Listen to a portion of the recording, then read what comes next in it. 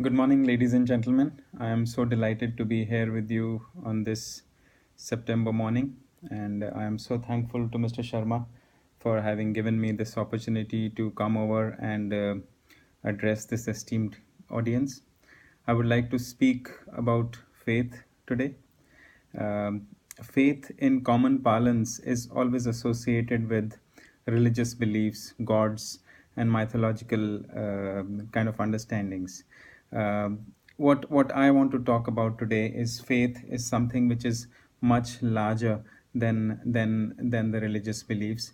The importance of faith as a religious belief cannot be undermined, and across geographies and cultures, it has helped sustain civilizations by bringing inner peace to people and to give them strength to pass through the stressful and complex and challenging world that we have today.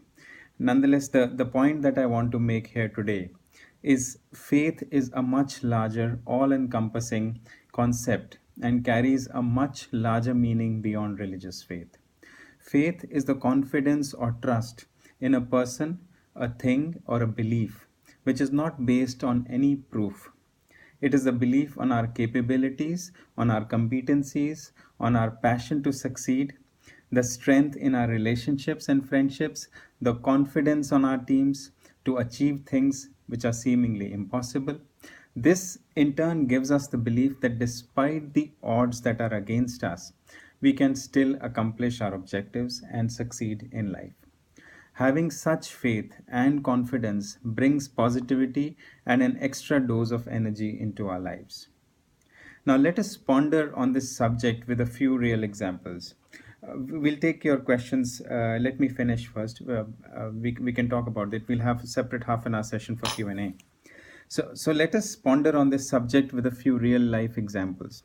Let's take the case of Nick Vujicic. Who would have thought Nick, who was born with a rare disorder characterized by the absence of all four limbs, would grow up to be an evangelist and a motivational speaker? It would have been very easy for his parents to curse God for having given them a kid which is supposedly considered as incomplete. The trauma that they would have gone through on his birth could have even led them to abandon him. Their faith, however, gave them strength to raise Nick as a normal child.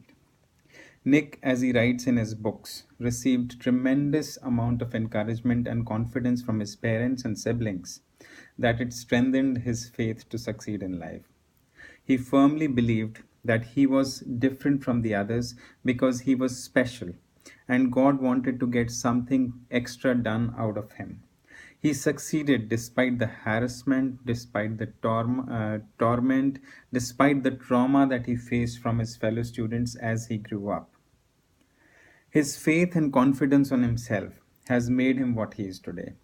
He plays golf, he goes for skydiving, he goes for swimming, he goes for surfing, which even many of us, so called complete people, cannot accomplish. Another case in point when we talk about faith is that of Kailash Satyarthi, the 2014 Nobel Peace Prize winner. He won the Nobel Peace Prize along with Malala Yousafzai in 2014. Kailash was born in a small town in central India in the state of, I think, Madhya Pradesh. And having completed his education as an electrical engineer, he worked in the engineering function and then as a teacher as well. However, his faith on himself to accomplish something much larger than life made him give up his secure job and take head on the social evils like untouchability, slavery, and child labor. In a recent speech that he gave at a TED forum, he mentioned how, after having eaten food cooked by a so called untouchable, the so called high caste people were ready to outcast him and his family from the society. They then agreed to pardon him if he traveled 600 miles to take a dip in the holy Ganges, organized a feast to 101 priests, washed their feet with the water brought from the Ganges, and then drink the same water. He got angry at the hypocrisy of the society and refused to obey this. His strong faith and conviction at this stage gave him strength and power to pursue something larger in life. Rather than being outcast himself, what he said or what he chose was that I outcast the society rather than the society outcasting me. And surnames in those days, or the family names were in those days, were driven by the caste system. So he chose to drop his family name and adopted the surname of Satyarthi for himself, which means the seeker of the truth, the person who is in search of the truth. And we all know that what he has achieved in life today, probably very few would even dare to venture. And he has got credit to his himself of saving about 50,000 children from child labor slavery. So these are just a couple of examples. What I want to make a point with you all in this session is that there are numerous such stories, many heard and many more that are unheard, of people who have demonstrated exemplary faith and courage in life. Your own story is a story which is waiting to be heard by people, so many people. It's a brilliant story. It is just untold. It is just needing a little more push of faith, courage, and self confidence, which will take you to best in class. Many a times we feel weak in our faith because we are so much influenced by social approval that we start living lives as per the expectations of people, as per what others expect of us. And we act to align ourselves to what others think of ourselves rather than what is in our inner self that we want to do in our life, what we want to achieve as our purpose in life, what we have as our dreams and we need to accomplish in life.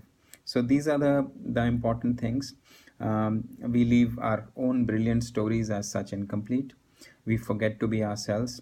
So I would suggest, and I would actually strongly urge all of you to remember always that your faith, your courage, and your passion has brought you to where you are today.